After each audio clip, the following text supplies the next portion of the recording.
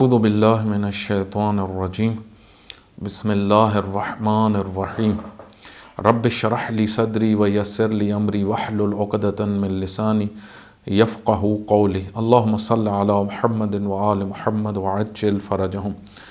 انشاءاللہ مومنین کرام، آپ خیر و عافیت سے ہوں گے۔ آپ کی خدمت میں مختلف بحاث کا سلسلہ چل رہا ہے۔ انہی میں سے ایک چیپٹر جس کو ہم نے کچھ دن سے زیر بحث قرار دیا ہے وہ امامت کے موضوع کو ایک خاص جہت سے، اور خصوصاً اگرچہ اس سے پہلے بہت سارے عزیزان سوالات پوچھتے تھے، کچھ موضوعات ایسے ہیں جو ہمیشہ زیر بحث رہتے ہیں۔ انہی میں سے ایک موضوع امامت کا ہے، کیونکہ شیعہ ایک خاص نظر رکھتے ہیں اور ان کے مکتب میں بہت زیادہ اہمیت ہے نظریہ امامت کی۔ اصول دین میں اس کو قرار دیتے ہیں، یعنی مکتب کے اصولوں میں سے ہے امامت کا چیپٹر۔ اور پھر شیعہ کا یہ نظریہ ہے کہ امامت جو ہے وہ اللہ تعالیٰ کی طرف سے ہے، فعل پروردگار ہے۔ جس طرح نبوت فعل پروردگار ہے، نبی خدا بناتا ہے، اسی طرح رسول کو بھی خدا بناتا ہے، اور امامت بھی اللہ کی طرف سے۔ اور اس کے خود قرآن کریم میں بہت سارے شواہد ہیں، جس طرح اللہ تعالیٰ نے حضرت ابراہیم علیہ السلام کو امامت دی، انی جاعلک للناس اماما، ہم نے آپ کو لوگوں کا امام بنایا۔ خوب، یہ امامت یہ خود ایک موضوع ہے قرآن کریم کا، اور اس کو قرآن کریم نے تفصیل کے ساتھ اس موضوع کو ڈسکس کیا۔ شیعہ جو نقطہ نظر بیان کرتے ہیں اس میں اس عنوان کو کہ بعد از رسول اللہ صلی اللہ علیہ وآلہ وسلم امامت اللہ کی طرف سے ہے، نظام ہدایت جاری رہے گا، اور علی ابن ابی طالب اللہ کی طرف سے امام منتخب ہوئے بعد از رسول اللہ صلی اللہ علیہ وآلہ وسلم، اور وہ منصوم من اللہ بھی ہیں، منصوص من اللہ بھی ہیں، معصوم بھی ہیں، اور علم لدنی بھی رکھتے ہیں، علم خاص، علم غیب وہ رکھتے ہیں، اور یہ علم خود رسول اللہ صلی اللہ علیہ وآلہ وسلم کی طرف سے بھی ان کو عطا ہوا، اور اس کے پر بہت سارے شواہد موجود ہیں۔ اور اسی طریقے سے فرشتے بھی جو ہیں وہ بھی حضرت علی علیہ السلام سے اور اہل البیت سے گفتگو کرتے ہیں، اس وجہ سے ان کو محدثون بھی کہا جاتا ہے۔ ان مطالب کو ہم نے پہلے ثابت کیا ہے۔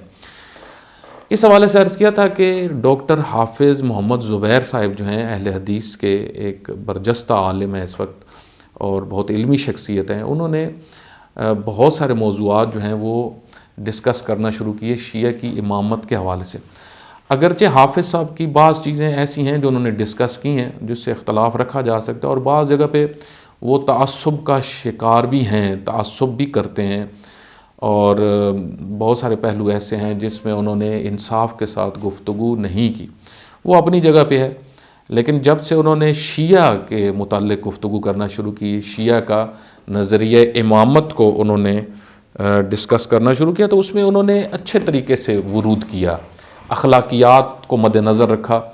جس طرح بہت سارے جو ہوتے ہیں افراد جب وہ کسی دوسرے مکتب کو ڈسکس کر رہے ہوتے ہیں تو اس میں اخلاقیات کو مد نظر نہیں رکھتے۔ ہمارے ہاں جو رائج مناظرانہ طریقہ ہے جس میں توہین، تحقیر کی جاتی ہے، عام روٹین میں بہت غلط لفظ بولے جاتے ہیں، دوسروں کی تحقیر، اور یہ ایک بڑی تعداد شیعہ کے اندر بھی ایسی موجود ہے جو اس طرح مناظرے کرتے ہیں گستاخانہ طریقے سے، اور ان کی زبان پہ ہمیشہ جو ہے وہ گھٹیا الفاظ ہوتے ہیں، دوسروں کی توہین اور تحقیر ہوتی ہے، جن میں سے ایک حسن اللہ یاری اس وقت وہ اس کا یہی روش ہے، اور بھی بہت سارے شیعہ میں ہیں۔ اور اسی طرح اہل سنت کے اندر بھی ایک بڑی تعداد ایسی موجود ہے کہ جو چرب زبان اور گستاخیاں، اور یہ ان کا معمول ہے۔ اس وجہ سے ان کے ساتھ گفتگو کرنے کا تو عموماً فائدہ ہی نہیں ہوتا، کیونکہ اس میں کوئی مقصد نہیں ہے کہ ہم کسی نتیجے تک پہنچیں۔ ڈاکٹر صاحب نے جو ڈاکٹر حافظ زبیر صاحب نے جس طریقے سے گفتگو کرنے شروع کی وہ واقعاً متاثر کن ہے۔ میں نے ان کے کچھ لیکچر سنے تو انہوں نے بڑے اتھینٹک طریقے سے اور اپنی حد تک جہاں تک انہوں نے ریسرچ کی اس کے اوپر وہ گفتگو کر رہے ہیں، اور تنقید بھی بھرپور طریقے سے جو وہ کر سکتے ہیں وہ کر رہے ہیں۔ اس وجہ سے ہم نے آپ کی خدمت میں جو حافظ صاحب کے لیکچرز ہیں ان کو مد نظر رکھ کے کچھ بحثیں شروع کی۔ اگرچہ بہت ساری چیزیں جو حافظ صاحب نے ڈسکس کی ہیں، حافظ محمد زبیر صاحب نے، یہ اس سے پہلے مرزا محمد علی انجینئر جو ہیں انہوں نے بھی زیر بحث لے کے آئے، لیکن مرزا صاحب جو ہیں ان کی بھی گفتگو میں بعض اوقات جو ہے وہ بعض اوقات ادب نہیں ہوتا، یعنی وہ ادبیات کو جو ادب ہے گفتگو کا اس کا وہ خیال نہیں رکھتے۔ اور اس وجہ سے وہ بعض اوقات زیادہ مشکلات کا بھی شکار ہو جاتے ہیں. تو یہ بہت ضروری ہے. آج کل لوگ سنتے ہیں، آپ زیادہ چیخیں چلائیں نہ بھی، آپ جو ہے وہ دوسروں کی تحقیر نہ بھی کریں تو لوگ آپ کو سنتے ہیں. آپ کے پاس مواد ہونا چاہیے، بات ہونی چاہیے. ٹھیک ہے، توجہ کریے گا. اب یہاں پہ جو حافظ صاحب نے ایک جو بات کی اپنے لیکچرز کے اندر، خصوصاً وہ جو آدھے گھنٹے کا ان کا ایک لیکچر ہے جس میں ایرانی مصلحین کے متعلق انہوں نے بات کی کہ جنہوں نے مکتب تشیع میں اصلاح کی. اس حوالے سے میں نے عرض کیا کہ وہ مصلحین نہیں ہیں. وہ دونوں شخصیات جن کے متعلق حافظ صاحب نے بات کی وہ مصلحین نہیں ہیں، وہ مترددین ہیں، وہ خود تردد کا شکار ہیں. ڈاکٹر موسیٰ موسوی جو ہیں وہ بھی تردد کا شکار ہیں، یعنی ان کے پاس کوئی نقطہ نظر واضح نہیں ہے. شیعہ کے اوپر وہ اشکال کر رہے ہیں لیکن کوئی واضح نقطہ نظر ان کے اس کتاب میں یا دوسری کتب میں اس طرح نہیں ہے. اور آغا برقعی جو ہیں ان کے متعلق بھی اسی طریقے سے لکھا گیا ہے، اور وہ میں نے عرض کیا ان کے حوالے سے. اور ڈاکٹر موسیٰ موسوی جو ہیں انہوں نے تو بالکل بعض جگہوں پہ تو انہوں نے اصلا نصوص کی مخالفت کر دی نا، جس طرح خمس کا مسئلہ ہے یا جس طرح مثلا متعہ کا مسئلہ ہے، اس میں تو قرآنی نصوص موجود ہیں، انہوں نے تو واضح ان کا انکار کیا. تو بہرحال اس میں اسی گفتگو میں ڈاکٹر صاحب نے ایک جو بات کی وہ بڑی توجہ والی ہے. انہوں نے کہا کہ اگر امامت اللہ کی طرف سے ہوتی، حضرت علی علیہ السلام کی امامت اگر اللہ کی طرف سے ہوتی تو پھر حضرت علی علیہ السلام نے کیوں خلفاء کے خلاف قیام نہیں کیا؟ کیونکہ نبوت تو آپ جس طرح کسی کو نہیں دے سکتے تو پھر امامت بھی تو آپ کسی کو نہیں دے سکتے. یعنی کوئی نبی ایسا ہے کہ جس نے نبوت کسی کو دی ہو یا کسی نے اس سے نبوت لے لی ہو اور وہ اس پہ راضی ہو؟ ٹھیک ہے، نہ نبوت دینے والی چیز ہے. اور اگر کوئی فرض کریں یہ کہہ دے رسول اللہ صلی اللہ علیہ وسلم کے ہوتے ہوئے کہ میں نبی ہوں، اور رسول اللہ خاموش ہو کے بیٹھ جائیں، ٹھیک ہے میں نے اس کو نبوت دے دی، یہ تو ہو ہی نہیں سکتا. یعنی یہ ڈاکٹر صاحب نے اشکال کیا. تو پھر یہ کس طرح حضرت علی علیہ السلام نے امامت خلیفہ اول کو دے دی یا خلیفہ دوم کو دے دی یا سوم کو دے دی؟ ان کے ساتھ تو پھر قیام جنگ کرنی چاہیے تھی، کیونکہ یہ آپ دے ہی نہیں سکتے دوسروں کو. تو حضرت علی علیہ السلام جو خاموش ہو گئے، اس سے پتہ چلتا ہے کہ امامت حضرت علی علیہ السلام کی جو تھی وہ اللہ کی طرف سے تھی ہی نہیں. تو یہاں سے ثابت ہو جاتا ہے کہ منسوب من اللہ حضرت علی علیہ السلام نہیں تھے. اور یہ شیعہ کا نقطہ نظر غلط ہے کہ منسوب من اللہ تھے. اور یہ اصل میں نظریہ جو ہے بقول ڈاکٹر صاحب کے، انہوں نے کہا کہ یہ نظریہ 4 صدی میں راویان حدیث جو ہیں شیعہ کے، انہوں نے اس کو گڑھا ہے. ٹھیک ہے، اس سے پہلے یہ نظریہ نہیں تھا، نہ معصوم ہونے والا کہ اہل البیت معصوم ہیں یا وہ من اللہ من جانب اللہ ہیں. تو یہ باتیں کی. اور اس طرح ایک اور دلیل جو حافظ صاحب نے یہاں پہ دی، ڈاکٹر صاحب نے یہ بات کی کہ جس طرح امام حسن علیہ السلام نے جب صلح کی تو اس میں حکومت امیر شام کے حوالے کر دی. تو یہ حکومت جو حوالے کر رہے ہیں اگر یہ اللہ کی طرف سے ہو، اگر یہ امامت، تو پھر تو یہ حوالے ہی نہیں کی جا سکتی. ٹھیک ہے، یہ کیسی امامت ہے جو منسوب من اللہ اور وہ خود ہی دوسروں کو دے رہے ہیں؟ تو یہاں سے یعنی انہوں نے ثابت کیا کہ اگر منسوب من اللہ ہوتے تو کبھی بھی حکومت امیر شام کو نہ دیتے. یہ لوگوں کی بنائی ہوئی ہوتی ہے، اگر لوگ ہاتھ اٹھا دیں تو پھر جو ہے امامت دوسرے کی طرف منتقل ہو جاتی ہے. اب اس کا جواب میں آپ کی خدمت میں عرض کروں گا انشاءاللہ. ڈاکٹر صاحب کا جو اشکال ہے، یا یہ ڈاکٹر صاحب کا نہیں ہے اشکال، یہ بہت سارے علماء کا اشکال ہے. اور اسی کے اندر پھر اور بہت سارے سوالات ہیں جو ڈاکٹر صاحب نے اٹھائے ہیں. مثلا ڈاکٹر صاحب نے ایک موضوع جو خود امام مہدی علیہ السلام کے حوالے سے ڈسکس کیا کہ امامت شیعہ یہ کہتے ہیں کہ عدل کے نفاذ کے لیے، ٹھیک ہے، نفاذ دین کے لیے. تو آج تو امام ہے ہی نہیں، غائب ہے، تو پھر امامت کا تو چیپٹر کلوز ہو جانا چاہیے. امام تو ہے ہی وہ جو معاشرے میں یعنی اثر انداز ہو، عدل کو قائم کرے. اور اگر امام ہی غائب ہو جائے تو پھر تو امامت ہی نہیں ہے، نظریہ امامت تو فاقد ہو جاتا ہے. تو یہ اس کی شاخیں ہیں، یہ یعنی ان اشکالات اور شبہات کی شاخیں ہیں. آپ توجہ کریے گا، ہم سب سے پہلے جو ہے ہمیں بنیادوں سے اصل میں نظریہ امامت کو سمجھنا ہوگا. شیعہ کا نقطہ نظر، ڈاکٹر صاحب نے جو اشتباہ کیا ہے، غلط بحث جو کیا ہے، وہ اس وجہ سے کیا ہے کہ انہوں نے گہرائی سے جا کے شیعہ کا نقطہ نظریہ امامت کو گہرائی سے جا کے مطالعہ نہیں کیا کہ اصل شیعہ بات کیا کرتے ہیں. آیا شیعہ صرف یہ بات کہتے ہیں کہ امام یعنی حاکم، امام اگر حاکم کے برابر ہے، یعنی امامت از اکول ٹو حکومت اگر ہے، تو پھر ڈاکٹر صاحب کی بات ٹھیک ہے. یعنی امامت، اگر شیعہ یہ کہتے ہیں امامت یعنی رسول اللہ کے بعد حکومت جو تھی وہ کس کی ہونی چاہیے، شیعہ کہتے ہیں حکومت حضرت علی علیہ الصلوۃ والسلام کی ہے. ٹھیک ہے. اور اہل سنت کہتے ہیں کہ نہیں، حضرت ابو بکر کی ہے. اچھا، شیعہ کیا دلیل دیتے ہیں؟ شیعہ یہ دلیل دیتے ہیں کہ رسول اللہ حضرت علی علیہ السلام کو جانشین بنا کے گئے. ٹھیک ہے، نومینیٹ کر کے گئے. اہل سنت کہتے ہیں کسی کو نہیں بنا کے گئے، پاس لوگوں کے پاس اختیار ہے. اگر ہم اس طریقے سے یہ بحث کریں کہ شیعہ کا نقطہ نظر یہ ہے کہ امامت ہے حکومت، صرف حکومت، تو پھر تو اہل تسنن کے نظریے میں زیادہ خوبصورتی نظر آتی ہے. کیوں؟ کیونکہ وہاں پہ ہمیں یہ نظر آتا ہے کہ عوام کے حقوق، عوام کا حق، عوام جس کو چاہیں انتخاب کریں، یعنی جمہور جس پہ اتفاق کریں. یہ تو زیادہ خوبصورت ایک ظاہری طور پہ بات نظر آتی ہے. لیکن اگر ہم گہرائی سے جا کے امامت کو سمجھیں گے کہ شیعہ کا نقطہ نظر، جو شیعہ قرآنی نقطہ نظر امامت کا بیان کرتے ہیں، تو پھر ہم اس نتیجے پہ پہنچیں گے کہ ڈاکٹر صاحب جتنے شبہات اٹھا رہے ہیں اور باتیں کر رہے ہیں وہ سب لغو ہیں. وہ سب اصلاً اس وجہ سے ہیں کہ انہوں نے نظریہ امامت کو سمجھا ہی نہیں ہے. اب آتے ہیں اس کی طرف. بہت خوبصورت جو ایک بحث کی ہے امامت کی، وہ شہید مطہری رحمۃ اللہ علیہ نے کی ہے، اور بنیادوں سے جا کے انہوں نے اس مسئلے کو ڈسکس کیا. ان کے بہت سارے آثار ہیں جو فارسی میں ہیں، اردو میں بھی ترجمہ ہوئے ہیں. اردو میں بھی آپ کو ان کی بحث امامت مل جائے گی. اور میں ڈاکٹر صاحب کی خدمت میں بھی عرض کروں گا کہ وہ ضرور ایک دفعہ شہید مطہری رحمۃ اللہ علیہ کے نظریہ امامت کا مطالعہ کریں. یعنی جو انہوں نے نظریہ امامت بیان کیا شیعہ کا نقطہ نظر، جس طرح انہوں نے کھولا ہے ایک تھیوری کے ایک خوبصورت طریقے سے اس کو سٹیپس میں بیان کیا. مثلا میرے سامنے رکھے ہوئے یہ فارسی کا نسخہ میرے سامنے رکھا ہوا ہے. اس میں عقائد کی بحثیں جو شہید مطہری کی ہیں وہ ساری کی ساری اس جلد چوتھی جلد میں. توحید کی بحث ہے، نبوت کی بحث ہے، معاد کی بحث ہے، امامت اور رہبری اصل عدل در اسلام.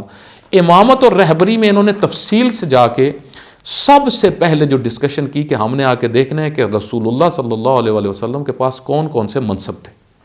سب سے پہلے ہم نے یہ دیکھنا کہ کون سے منصب تھے جو اللہ تعالیٰ نے رسول اللہ کو دیے ہوئے تھے. اس کو میں صرف اشارتاً بیان کروں گا، پھر کسی موقع پہ آیات کی روشنی میں جو انہوں نے ڈسکشن کی ہے وہ تفصیل سے میں ڈسکس کروں گا. ایک ایک آیت ایک ایک موضوع پہ لے کے آئے ہیں، یا چند آیات بعض اوقات لے کے آئے. مثلاً فرماتے ہیں کہ سب سے پہلا جو اللہ تعالیٰ نے منصب دیا رسول اللہ صلی اللہ علیہ وسلم کو، وہ یہ تھا کہ رسول اللہ صلی اللہ علیہ وسلم اللہ کی طرف سے نبی ہیں.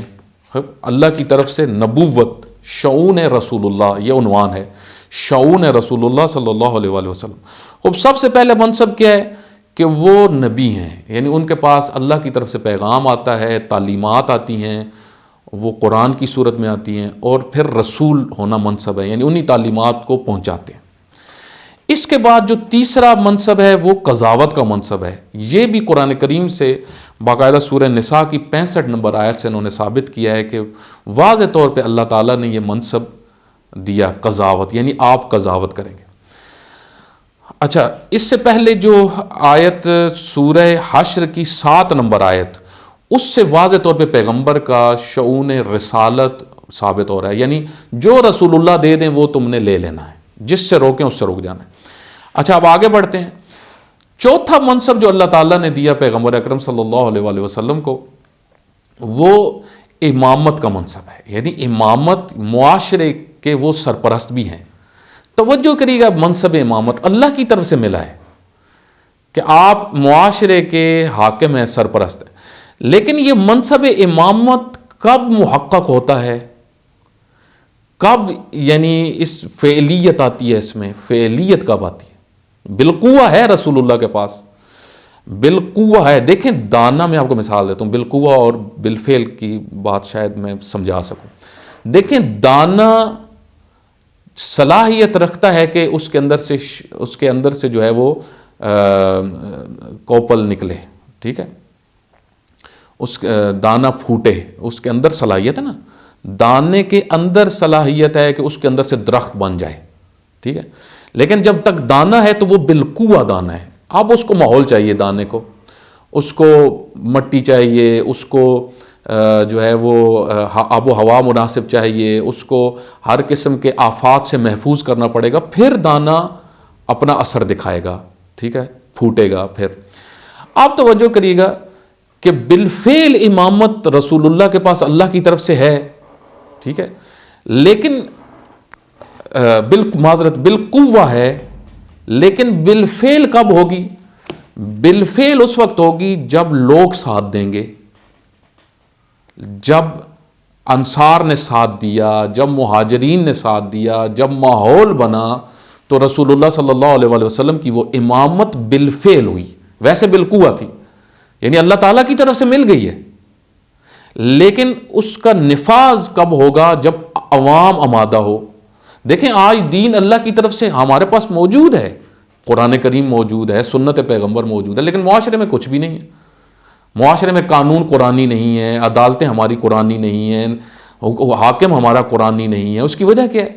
کیونکہ تھیوری ساری موجود ہے بالقوہ, لیکن بالفعل کرنے کے لیے عوامی شعور چاہیے, مسلمانوں کا شعور چاہیے کہ بھائی نظام قرآن کا ہونا چاہیے. ٹھیک ہے, اللہ کی طرف سے پورا سسٹم موجود ہے. اللہ کی طرف سے رسول اللہ کو امامت ملی, قضاوت ملی, ٹھیک ہے, لیکن امامت اور قضاوت کے لیے کیا ہے؟ لوگ آمادہ ہوں. نبوت اور رسالت کے لیے لوگ آمادہ نہ بھی ہوں تو نبی نے پیغام لینا ہے, پہنچانا ہے. آمادہ نہ بھی ہوں تو مسئلہ نہیں ہے, یعنی اس میں کوئی خلل نہیں آتا. لیکن امامت کی فعلیت کے لیے, امامت کے نفاذ یعنی احکام کے نفاذ کے لیے عوام کا شعور چاہیے. اس وجہ سے حکومت کبھی بھی عوام کے شعور کے بغیر حکومت اسلامی کا وجود نہیں ہو سکتا. جب انصار نے پیغمبر اکرم صلی اللہ علیہ وسلم کے ساتھ معاہدے کیے, اور وہ تاریخ میں موجود ہیں, حتیٰ یہ موضوع کہ حکومت کے اندر کس کا حق ہوگا, یہ بات باقاعدہ یہ موضوعات ڈسکس ہوئے, کیونکہ بعض قبیلے جو رسول اللہ صلی اللہ علیہ وسلم کے پاس آتے تھے, بعض نے یہ شرط بھی رکھی کہ ہم اس بنیاد پہ آپ پر ایمان لاتے ہیں اور اسلام کو قبول کرتے ہیں کہ آپ اس حکومت کے اندر ہمارا حصہ رکھیں. توجہ کریے گا, اس پہ کئی چیزیں شواہد پوری تاریخی موجود ہیں, وہ میں پھر ایک کسی چیپٹر میں عرض کروں گا. اس موضوع کو بہت سارے علماء نے بڑی خوبصورتی سے ڈسکس کیا کہ حتیٰ جو سقیفہ کے اندر انصار اکٹھے ہوئے, یہ معاہدے کی خلاف ورزی تھی جو رسول اللہ صلی اللہ علیہ وسلم کے ساتھ ہوا تھا کہ امر حکومت میں کسی قسم کی دخالت نہیں ہوگی. اور آپ دیکھیں کہ توجہ کریے گا, اس موضوع کو خود سید مرتضیٰ عسکری نے اپنی کتاب کے اندر, میرے پاس کتاب رکھی ہوئی ہے, کہ اس موضوع کو سید مرتضیٰ نے معالم المدرستین یعنی شیعہ اور سنی کا امامت کے بارے میں کیا نظریہ ہے, جس کو سید مرتضیٰ عسکری نے تفصیل سے بیان کیا کہ پیغمبر کے ساتھ معاہدے ہوئے تھے, انصار کے بھی حتیٰ. توجہ کریں. اب اس میں ہم آتے ہیں کہ یہی منصب جو ہیں, اب کون کون سے ہیں جو حضرت علی علیہ الصلوۃ والسلام کی طرف منتقل ہوئے. شیعہ کیا نقطہ نظر بیان کرتے ہیں؟ شیعہ یہ نقطہ نظر بیان کرتے ہیں کہ نبوت اور رسالت کے علاوہ امامت کا جو منصب تھا, ٹھیک ہے, اور قضاوت کا جو منصب تھا, وہ حضرت علی علیہ الصلوۃ والسلام کی طرف منتقل ہوا. یعنی نبوت منتقل نہیں ہوئی, نبوت ختم نبوت رسول اللہ پہ ہو گئی, ختم رسالت رسول اللہ پہ ہو گئی, لیکن امامت کا سلسلہ جاری ہے, کیونکہ امامت نظام ہے اللہ تعالیٰ کا. معاشرے کے اندر ہمیشہ ایک ایسی شخصیت ہوگی جو ہدایت کا مرکز ہوگی, ٹھیک ہے. اب امامت حضرت علی علیہ الصلوۃ والسلام کی طرف منتقل ہوئی, اور امام مہدی علیہ الصلوۃ والسلام تک یہ سلسلہ ہے, اور قضاوت کا منصب بھی. توجہ کریے گا, اب امامت کے اندر کون کون سی چیزیں ہیں؟ وہی جو بات کی تھی کہ رسول اللہ جس طرح احکام دین کے مرجع ہیں, احکام دین یعنی احکام دین وحی کی صورت میں رسول اللہ کے پاس تھے, لیکن اب حضرت علی علیہ الصلوۃ والسلام کے پاس جو ہیں وہ وحی کی صورت میں نہیں ہیں. امام کے پاس جو احکام دین ہیں وہ الہام کی صورت میں ہیں, جو رسول اللہ سے منتقل ہوئے. یہ جو احادیث ہیں, توجہ کریے گا کہ میں نے ایک باب علی ابن ابی طالب کو منتقل کیا, اور پھر اس سے ہزار دروازے حضرت علی علیہ السلام فرماتے ہیں میں نے کھولے. یہ ابواب علم جو تھے, انا مدینۃ العلم وعلی بابها, علی ابن ابی طالب خاص طور پہ پیغمبر نے فرمایا میرا علم ان کے پاس ہے. یہ وہی علم تھا جو پیغمبر گرامی اپنی زندگی میں دے کے گئے تھے. اور پھر حتیٰ احادیث سے ثابت ہے کہ اہل البیت جو ہیں وہ محدثون بھی ہیں, یعنی ان سے فرشتے بھی گفتگو کرتے ہیں, ان کو علم دیتے ہیں. بس وہ جو سارے کا سارا علم, سارے کا سارا دین پیغمبر اکرم صلی اللہ علیہ وسلم کے پاس آیا تھا, وہ سارا کا سارا تو پیغمبر بیان نہیں کر سکے، کیونکہ بہت سارے حالات کے مطابق چیزیں ضرورت پڑنی ہے نا، حالات کے مطابق. تو پیغمبر گرامی نے وہ امیر المومنین کو علم دیا تھا. اس وجہ سے پیغمبر گرامی کی سنت کے حقیقی مفسر کون ہیں؟ اہل البیت ہیں. انی تارکم فیکم الثقلین کتاب اللہ و عطرتی یا سنتی. بعض نے اس کی تفسیر بڑی خوبصورت کی ہے، یعنی پیغمبر نے فرمایا ایک جگہ پہ سنتی، ایک جگہ پہ فرمایا عطرتی. در حقیقت عطرت سنت کی تفسیر کرنے والے ہیں، عطرت سنت کی تفسیر کرنے والے. یعنی پیغمبر کی آیا پیغمبر کی سنت کی تفسیر قیاس سے ہوگی، اپنی رائے سے ہوگی، جو دل کرے گا کر دے گا، یا نہ ایک نظام ہے دین کا. آیا قرآن کی تفسیر جو اپنی مرضی سے کر دے گا، یا ایک نظام ہے. یہاں پہ امامت کی اصل ہے، یعنی امامت کی اصل کنڈیشن یہ ہے کہ امام مرجع دین ہے. حکومت ایک اس کی شان ہے امام کی. توجہ کریے گا، میں پھر دہراتا ہوں بات کو. نبوت اور رسالت رسول اللہ کے ساتھ خاص ہو گئی. امامت کا منصب حضرت علی علیہ الصلوۃ والسلام کی طرف منتقل ہوا، قضاوت کا بھی منتقل ہوا. لیکن حاکم بننے کے لیے لوگوں کا ارادہ چاہیے. یعنی لوگ اگر حضرت علی علیہ الصلوۃ والسلام کو امام قبول کریں گے تو پھر امامت حکومت کی جو صورت ہے وہ وجود میں آئے گی. نہ یہ کہ ساری کی ساری امامت حکومت ہے. توجہ کریں، یعنی امامت از اکول ٹو حکومت نہیں ہے. امامت کا ایک منصب، ایک آپ سمجھ لیں امامت کا رکن حکومت ہے، اور وہ بہت چھوٹا رکن ہے. اصل رکن جو ہے وہ مرجعیت دینی ہے، دین کا مرجع ہے امام، چاہے حکومت اس کے پاس ہو یا نہ ہو. اس وجہ سے جس وقت امام حسن مجتبیٰ علیہ الصلوۃ والسلام امیر شام کو حکومت دے رہے ہیں تو وہ حکومت دے رہے ہیں کیونکہ لوگ آمادہ نہیں تھے، لوگوں کے اندر شعور نہیں تھا، لوگ مشکلات کا شکار ہو گئے، لوگ شبہات کا شکار ہو گئے. امام حسن علیہ الصلوۃ والسلام نے حکومت حوالے کر دی، امامت تو حوالے نہیں کی. امامت تو حوالے کرنے والی چیز ہی نہیں ہے، وہ تو رسول اللہ سے منتقل ہوئی امام مجتبیٰ علیہ الصلوۃ والسلام کی طرف اللہ کے حکم سے. اللہ نے جس کو امامت دی ہے، اگر ساری دنیا بھی اس کو قبول نہ کرے، وہ امامت ہے اس شخصیت کے پاس جس طرح نبوت ہے. یہ بہت مہم ہے. تو بس اسی وجہ سے دیکھیں شہید مطہری کیا فرماتے ہیں. شہید مطہری فرماتے ہیں کہ اصلاً امامت کے مسئلے میں بعض لوگ جو داخل ہوتے ہیں، امامت کی بحث میں بعض لوگ جو ورود کرتے ہیں وہ غلط ورود کرتے ہیں. وہ سمجھتے ہیں کہ شیعہ کا نقطہ نظر یہ ہے کہ امامت از اکول ٹو حکومت. یہ اصل سوچ ہی غلط ہے. اس کے اوپر آپ دیکھیں شہید مطہری کتنے خوبصورت طریقے سے استدلال فرماتے ہیں کہ فرماتے ہیں مسئلہ امامت بے اس معنی میں کہ حمین ریاست عامہ یعنی پیغمبر کا اس دنیا میں روز یکی از شونوں کے بلا تکلیف ایمانت رہبری و اجتماع. فرماتے ہیں کہ پیغمبر کے جانے کے بعد ایک منصب جو ہے وہ یہ ہے کہ اب حاکم کون بنے گا. ایک منصب یہ ایک منصب ہے، ورنہ اس کے بعد یہ ہے کہ مرجع دین کون ہے، دین کس سے لینا ہے، یہ ایک الگ منصب ہے. یہ سارا امام کے ماتحت ہے.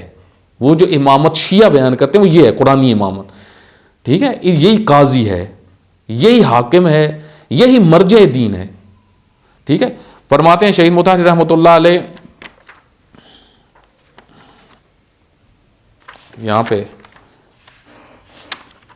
فرماتے ہیں طرح غلط مسئلہ، یعنی غلط طریقے سے بعض لوگ امامت کی بحث میں داخل ہوتے ہیں. فرماتے ہیں مطلب رائیں طور ترمی کنند، اس طرح مطلب کو بیان کرتے ہیں کہ مسئلہ داریم بے نام حکومت، یعنی ایک ہمارے پاس حکومت کا مسئلہ ہے. می خائم بے بینی تکلیف حکومت از نظر اسلام چیز، یعنی یہ ہم دیکھنا چاہتے ہیں کہ حکومت کے بارے میں اسلام کیا نظر رکھتا ہے. آیا موروثی و تنسیسی، آیا اسلام کے اندر حکومت کا سلسلہ موروثی اور تنسیسی ہے کہ ہر حاکمی بعد ایرا تنسیسی و تعین کو نہیں، یعنی ہر حاکم جو ہے وہ بعد والے حاکم کو بنائے. رسول اللہ نے اپنے بعد حضرت علی علیہ السلام کو بنایا، حضرت علی علیہ الصلوۃ والسلام. یعنی آیا رسول اللہ کی طرف سے یہ سلسلہ آگے مسلسل چلتا رہے گا، آیا یہ ہے یا لوگ بنائیں گے؟ یہ دو نظر ہیں، یہ دو نظر پائی جاتی. شیعہ کے متعلق بعض لوگ یہ سوچتے ہیں کہ وہ یہ کہتے ہیں کہ رسول اللہ نے اپنے بعد حضرت علی علیہ السلام کو بنایا اور پھر انہوں نے امام حسن کو بنایا اور اس طرح. اور اہل سنت یہ کہتے ہیں کہ عوام نے جس کو خلیفہ بنایا یا انصار اور مہاجرین. فرماتے ہیں یہ دونوں سوچیں جو ہیں، یہ دونوں سوچیں درست نہیں ہیں. حتیٰ یہ بھی جو کہا جاتا ہے رسول اللہ نے بنایا، فرماتے ہیں یہ بھی درست نہیں ہے. کیوں؟ کیونکہ امامت کا اختیار اصلاً اللہ کے پاس ہے، اللہ حاکم بناتا ہے. فرماتے ہیں یہ شیعہ کا نقطہ نظر ہے. شیعہ ان دونوں نقطہ نظر کو قبول نہیں کرتے، نہ یہ کہ رسول اللہ نے اپنے بعد ایک شخصیت کو منتخب کیا اور نہ یہ کہ عوام کے حوالے کیا. یہ دونوں نظریے نہیں ہے، بلکہ درست نظریہ کیا ہے شیعہ کے نزدیک کہ اللہ نے حکم دیا رسول اللہ کو کہ آپ علی ابن ابی طالب کی امامت کا اعلان کریں. فرماتے ہیں اس وجہ سے جو یہ سوچتا ہے کہ اصلاً امامت ہے حکومت کے برابر، یعنی امامت از اکول ٹو حکومت، فرماتے ہیں یہ بہت بڑا اشتباہ کر رہا ہے کہ شیعہ کا یہ نقطہ نظر ہے. اگر اس کے اوپر تفصیل سے پھر شہید مطہر رحمۃ اللہ نے فرماتے ہیں اگر امامت ربعین شکل سادے، اگر امامت کو آپ اتنے سادہ سا مسئلہ سمجھیں کہ در سطح حکومت ترکنیم، یعنی صرف اس سطح تک کہ یہ حکومت کا مسئلہ، امامت از اکول ٹو حکومت، بے گوئم امامت یعنی حکومت آن وقت میں بینیم، اس وقت تو ہم اس نتیجے پہ پہنچیں گے کہ پھر اہل سنت کا نظریہ زیادہ خوبصورت ہے کہ وہ یہ کہتے ہیں کہ عوام حق رکھتے ہیں. فرماتے ہیں یہ مسئلہ اتنا سادہ نہیں ہے، شیعہ کا نقطہ نظر اتنا سادہ نہیں ہے. ولی مسئلہ بے این سادگی نیست از نظر مجموع چرا کہ ما شیعہ می بینیم، ہم جو شیعہ بات کرتے ہیں وہ اتنی اس طرح سادہ نہیں ہے کہ امامت از اکول ٹو حکومت. نہ، امام مرجع دین ہے. انی تارکم فیکم الثقلین فرض کریں، یا من کن تو مولا، یا آیے تطہیر یا آیے مباہلہ، یا یہ ساری آیات جو مسئلے کو بیان کر رہی ہیں وہ اس طرح وہ ایک قرآنی امامت کو بیان کر رہی ہیں. اس میں آپ دیکھیں کہ امامت اگر فرض کریں امام کسی مشکل کی وجہ سے اس کے پاس حکومت نہیں بھی آتی پھر بھی وہ امام ہے، کیونکہ یہ منصب الہی ہے. اگر امام حسن علیہ الصلوۃ والسلام نے جو ہے وہ حکومت حوالے کر دی تو حکومت حوالے کی، کیونکہ حکومت کے محقق ہونے میں وہ لوگوں کا شعور ضروری ہے. ٹھیک ہے، اور اس وجہ سے ممکن ہے کہ حکومت جو ہے وہ امام کے پاس نہ رہے، جس طرح بہت سارے انبیاء کے پاس حکومت نہیں تھی. حضرت عیسیٰ کے پاس حکومت نہیں تھی، حالانکہ اللہ نے حق کی حکومت ان کو دیا تھا. حضرت موسیٰ کے پاس حکومت نہیں تھی، حضرت ابراہیم کے پاس بھی ظاہراً حکومت نہیں تھی. حضرت یوسف کے پاس حکومت آ گئی کیونکہ عوام کے اندر شعور آ گیا. حضرت سلیمان کے پاس حکومت ہے کیونکہ عوام کے اندر شعور آ گیا. اللہ نے حق دیا ہوا ہے، لیکن یہ حق فعلیت میں کب بدلتا ہے؟ جب جو ہے وہ لوگ ارادہ کریں. بس امامت جو منصب رسول اللہ ہے وہ امیر المومنین کے پاس گیا، لیکن اس کی فعلیت کے لیے شرط کیا تھی کہ عوام ساتھ دیتی، کہ ایسا نہیں ہوا. جب ہوا تو آپ دیکھیں حضرت علی علیہ الصلوۃ والسلام نے پھر حکومت سنبھال لی اور فرمایا آج حق اپنی جگہ پہ آ گیا ہے. تو بس اس وجہ سے ڈاکٹر صاحب نے یہ اشتباہ کیا، اصل مسئلہ کو سمجھے نہیں ہیں. وصلی اللہ علی محمد وآلہ الاطہار.